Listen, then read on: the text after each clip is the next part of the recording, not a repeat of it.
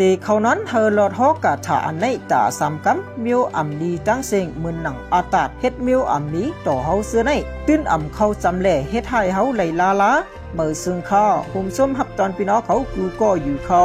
วันเมื่อในเขาเจียวตั้งกาถาดีอันในเสเตมาผักตอนบันพี่น้องเขากว่าอยู่คอ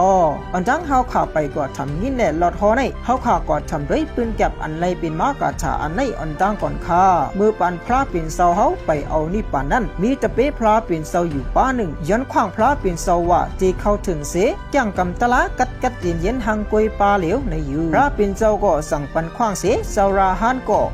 จังสิบออกข้าวดังกำเดียวอยู่เมื่อเสาราฮันออกข้าวจังนั้นมันเจ้าไล่ลัดเถินข้ามห้วยข้ามลอยเส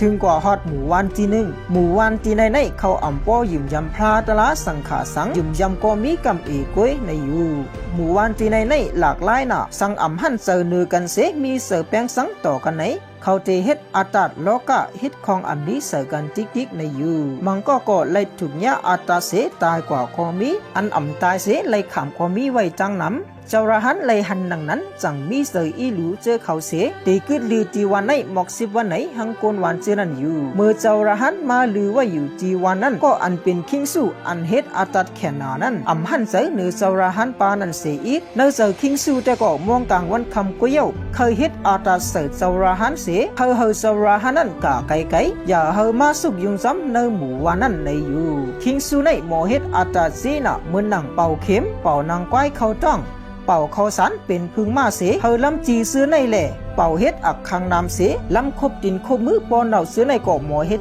เต้ในเขา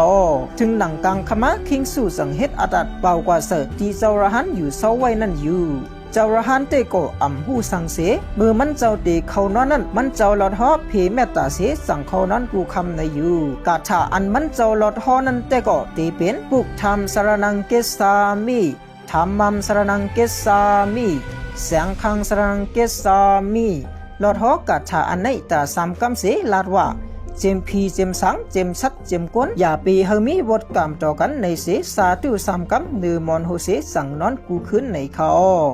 คิงสูเฮ็ดอาตาดของอัมนี้เสือเจ้าราหันเป็นเจ็ดขึ้นก่ออัมเคาน์เตอร์เจ้าราหันสีคำในอยู่เพื่อถึงหนังเมืองเลี้ยงมาคิงสูจังกว่าจูตีเจ้าราหันนั่นเสียถามว่าเจ้าราหันมีของดีกาถาอันกัดแขนเมียวหือพองในย้อนด้วยพองรู้คาเฮ็ดอาตาดเสือเจ้าราหันทับกันเจ็ดขึ้นเย้าเจ้าราหันอัมเป็นสังสีเมียวลงในหังเจ้าราหันอยู่เจ้าราหันจังขึ้นตอบว่าเขาเจ้าอัมมีโคของดีสังหลอมือเขาเจ้าตีนอนนั่นลอดฮอกาถาอันในตาสามกำกวยปุกธรรมสรนังเกสามิธรรมัมสรนังเกสามิเสียงคังสรนังเกสามิลอดฮอกกาถาอันในสามกำกวยเสลาดว่าเจมพีเจมสังเจมชัดเจมคนตั้งสิ่งอย่าให้ไล่ก่อวดก่อกามต่อกันสังในเสนอนกวยในหังคิงสู้อยู่คิงสู้สั่งว่ากาถาอันในมันกัดเตหะอัมเตไหนคาเตเข้าจำตัวสั่งถึงกังคำมาไหนเจ้าระหันอย่าปีลอดฮอกกาถาอันในเสเขานอนตัวคาเตเฮ็ดอาตัดเขามาจูเจ้าราหันตัว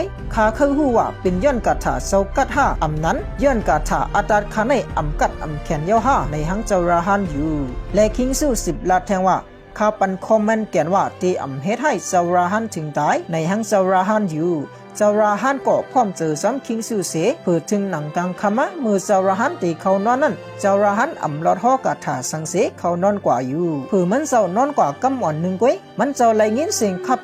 ขีบปันมาสัมมันเจ้าติ๊กแหล่มันเจ้าสั่งลูกจับเตียนเสไตตัวอยู่เพื่อมันเจ้าหันตัวมันไหนเป็นอักขังน้ำหูเขียวดูเยอะๆพอตันหมักเกาลงอังเขามาคบมันเจ้าอยู่เมื่อพ้องนั้นเจ้าราหันก็จังแนดลอดฮอกาถาอันว่าปุกธรรมสรนังเกสามิธรรมัมสรนังเกสามิแสงคังสรนังเกสามิในตาสามกำสีลาดว่าเจมพีเจมสังเจมชัดเจมกุนตั้งเสียงอย่าเป๋เฮไลก่อวุดก่อกำต่อกันในอยู่กำนั้นก็อักคังตัวนั้นหายลายกว่ากำเดียวเขาเพื่อถึงหนังเมืองแรงมาคิงสู้จังมายำนอมพิเศษย้อนเฮ็ดตะเปเจ้าระหันตาเห็นสานอกาถาลีนั่นเสลุมลาเปิดปะก้นวันเขากว่าเย้าคำหนึ่งเลืองเสอยู่เนื้อศาสนาพระเป็นเจ้ากว่าอยู่เขาไว้สินันมาหมู่วันในก็ไลอยู่เย็นห่างไกลเคียนเส มีตังซื้อกันมาอยู่เขายันนั้นอ่อนตั้งพี่น้องเขาตีเขาน้อไหนอย่าไปลืมลอดฮอกกาถาในเขาหนังหื้อจีอ่ำมีเพมีเข็นสังเขามาเฮ็ดหังเฮาไหลนั่นเขาและสั่งว่าพี่น้องเขาเลยเจอคลิปวิดีโออันเขามาจังนี้ในซึ่งแค่ตัวพี่น้องเขาอย่าไปลืมแชร์คลิปวิดีโอหูในปันก็อันพี่น้องเขาหักนั่นเขาหนังหื้อจีหังไกเพกูลองนั่นเขาอันเขาลัดมาในเจก็เป็นลองยุ่มย้ำสุนตูกุนก็เลยก็หนึ่งกุยเขาแค่ตัวเสยตั้งหูเสทัดสังหังเผหังมันสีกำคากูเลยมีตีพิษตีเปิงกว่านั่นเขาเย้าก็เขาเคยลัดแทงอันหนึ่งว่ากาถาอันในได้ก็สั่งพี่น้องเขายุ่มย้ำเสเฮ็ดสั่งจำไหนมันตื่นตีมีพรหลีนั่นเขาคุยกาว่ากาถามันกัดอยู่ในสีตาก็สั่งว่าเฮาอ่ำนี้สินมีทำอ่ำโมกำสินกำทำสั่งไหนพี่น้องเขาเอากัดใส่ตื้อก็สั่งตีอ่ำมีพรหลีสั่งหนึ่งเก่าค่ะย้อนนั้นกำนึงซึกคัดเสมีสินมีทำกันกูก็เลยเฮ็ดจำสิน50 กำค่ะย้อนเฮาพี่น้องเขาเอากาถาอันไหนกว่าใส่ตื้อเลย4 กำสั่งพี่น้องเขาเลยเจอคลิปวิดีโออันเข้ามาต่างนี้ในซึ่งแค่ตัวพี่น้องเขาอย่าไปลืมติ๊กไลค์ติ๊กแชร์และติ๊ก subscribe ไปปันช่องข่าว4 กำค่ะขอบเจอค่ะ